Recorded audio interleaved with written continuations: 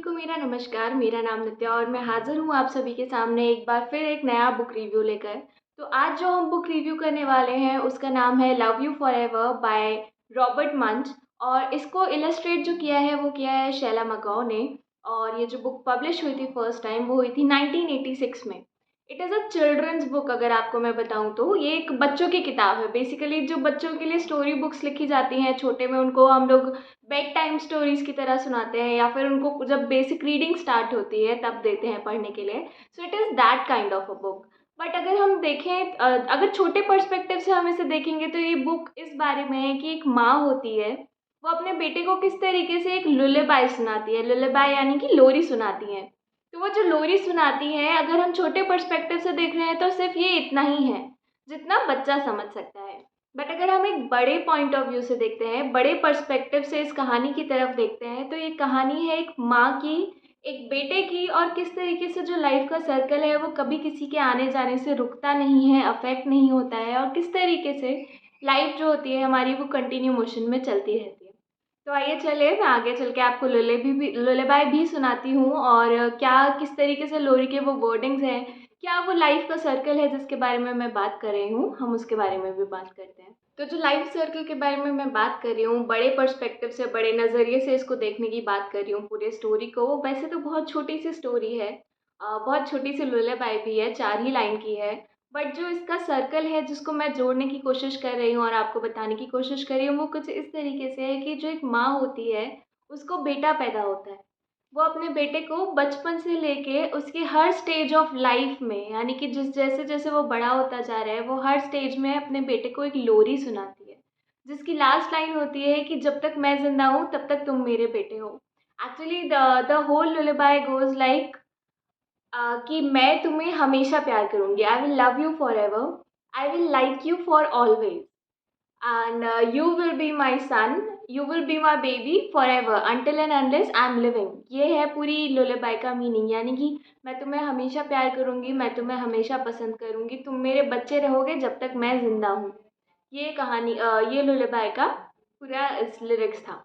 तो कि माँ है वो बड़ी होती जा रही है, वो बूढ़ी होती जा रही है, और जो बच्चा है वो बड़ा होता जा रहा है, यंग होता जा रहा है।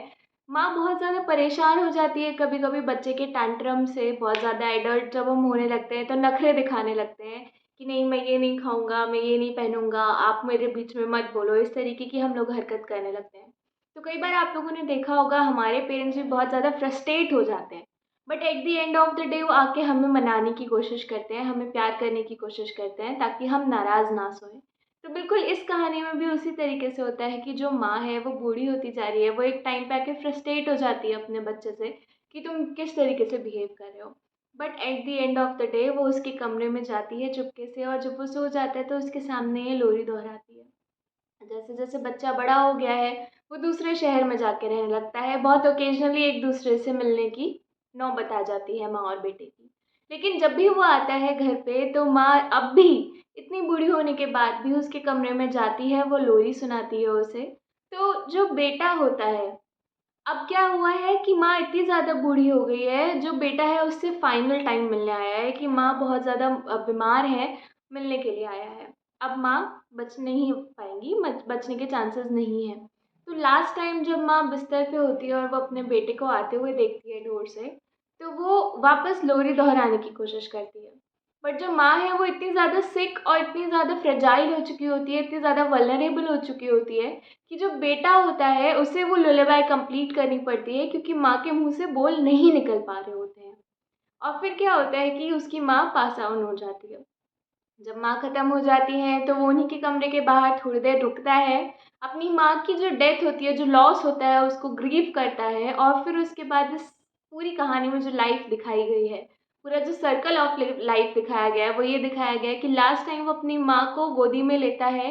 जैसे बचपन में माँ क्रैडल से इस तरीके से झूला झुलाती थी उसको और लोरी सुनाती थी। लास्ट मोमेंट पे उसने अपनी माँ को गोदी में बिल्कुल उसी तरीके से लिया है और क्रैडल कर रहा है। मूव जैसे बच्चे को इस तरीके से मूव करते हैं, वैसे मूव कर रहा है अपनी माँ को और उनको लोरी सुना रहा है। और जो लास्ट लाइन होता है लुllaby का, you will be my baby forever, उस लाइन को रिप्लेस करता है you will be my mother forever. और इस तरीके से वो उसके माँ के कमरे के आगे थोड़ी देर ग्रीव करता है।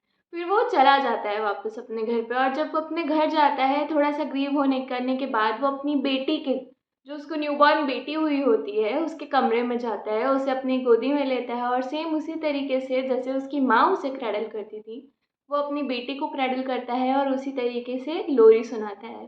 तो life goes and and goes on, ये कभी किसी के लिए नहीं रुकती है, इसमें ये भी दिखाया गया है। ये एक बड़ा पर्सपेक्टिव है, वरना जो छोटे बच्चों के लिए जिनके मोटिव से ये किताब लिखी गई है, उनको इतनी बात नहीं समझ आएगी। बट जैसे-जैसे हम बड़े होते जाते हैं, हमें चीज़ें समझ आने लगती हैं, और ये भी बिल्कुल किताब इसी तरीके से हमें आगे चल के समझ आएगी। तो आज के लिए मैं आपको इतना ही बताना चाहूँगी इस वीडियो में। इस वीडियो को अंत तक देखने के लिए आपका बहुत-बहुत धन्यवाद। मैं अगले रिव्यू के साथ आपका दोबारा स्वागत करूँगी अगले वीडियो में, तब तक के लिए आपसे इजाज़त लेना चाहूँगी। धन्यवाद।